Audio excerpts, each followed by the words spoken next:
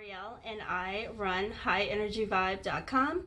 You can also follow me on Instagram, highenergy_vibe, and then also on Facebook, just search High Energy Vibe. So anyway, today I want to talk about self-awareness.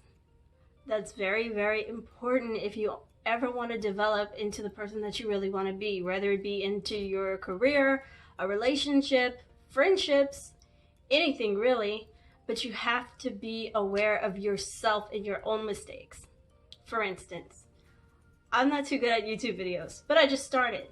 So instead of running around talking about how everybody else has better cameras and equipment and experience and all this stuff, I went back and I looked up a bunch of my favorite YouTube stars and I looked at their very first video.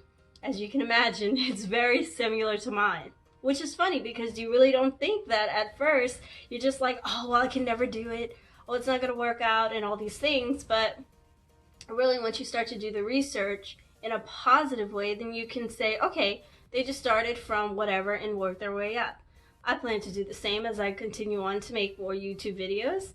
I did make a couple a while back, but I actually deleted those because I could not even handle it. It was really bad. But it's okay because I watched the videos a couple of times until I just couldn't take it anymore and I was like, okay, let's get rid of these. But it is okay because I know, look, this is your first one. You were nervous, you don't know how to talk to the camera yet, and it's gonna come with experience, and that's okay. But that's me being aware of myself and where I am in my personal development. So with that, I want to share a quote from Gretchen Rubin, which is self-awareness is key to self-mastery, which is very true. You cannot develop. You just can't unless you're aware of yourself, like I said earlier. But it is key, and that is something that you need to remember. I am also a certified life coach, and that's what highenergyvibe.com is all about. So self-awareness is just all over the place in there because you have to start with yourself and then continue from there. So if you ever have an issue or something's going on in your life, kind of take a step back and look at yourself in the mirror and then begin to, start breaking down whatever the issue might be. I'm not saying you take all the blame for everything all the time because that's not fair either, because then that's also a different area that needs to be developed and worked on also, if you're going to take the blame for everything.